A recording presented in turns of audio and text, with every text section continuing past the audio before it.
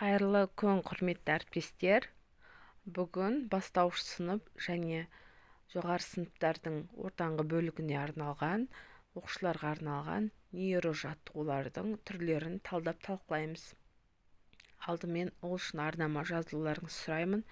Барлық нейрожаттығулар бала дамыту орталығының парақшасынан, кітапшаларынан алынған, өте ерекше. Назар салуларыңызды сұраймын. Біріншісі, айырмашылығын тап. Егер баланың қабылдау деңгейі жақсы болса, бұл жаттығуды 4 жастан асқан кезінен бастап жасата бересіздер.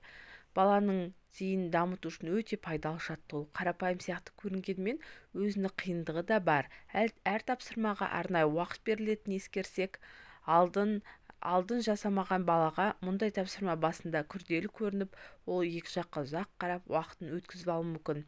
Балаға осы тапсырманы орындауға 5 минут уақыт беріледі. Айырмашылықтарды қарындашпен белгілеу арқылы немесе қолмен көрсету арқылы табуына болады. Суретке мұқият назар аударады. Бала бірдей көрінгенін, әлде айырмашылығы бар дүниені карандашпен белгілеп шығады. Бағалау шарты төмендегі формула бойынша ескертіледі. Мұндағы з баланың жалпы зейінінің көрсеткіші. Ал екінші әдіс бұл тапта белгілі әдісі. Бұл жаттығу мектепке дайындық кезіндегі, яғни мат сыныбындағы балаларға арналады. Бастауыш сыныптарға да болады. Баланың ойлау және қабылдау жылдамдығын ескертуге арналған. Сонымен қатар зейіннің қаншалықты нақтылығын тексереді. Жасалу ережесі. Суретке мұқият қарайды. Мұнда әртүрлі заттар ретсіз орналасқан. Қазір мұндағы екі суретті мен айтқандай белгілеп шығасың деп балаға айту арқылы бала сөйтіп бірдей болмаса айырмашылығы бар заттарды өздері белгілеп алады. Ал одан кейінгі әдіс фотоға түсіріп алу әдісі. Бұл жаттығу баланың көру жадын, оның ішінде фотографиялық жадыны тексеруге арналған.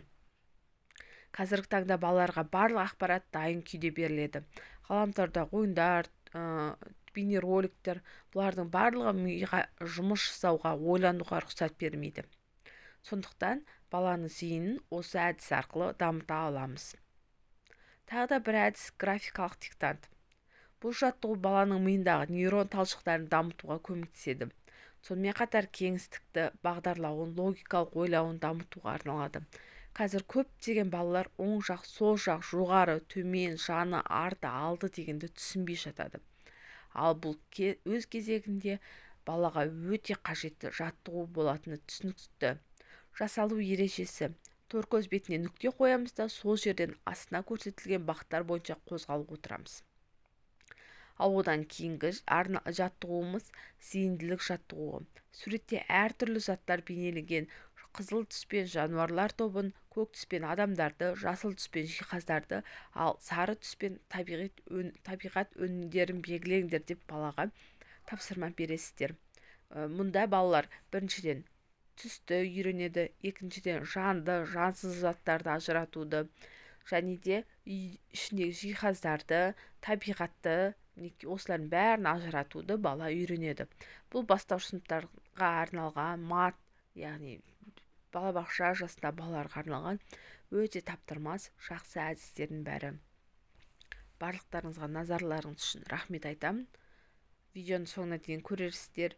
Өз ойларыңызды, комментарийларыңызды астына жазуларыңызды сұраймын. Апталарыңыз сәтті өтсін.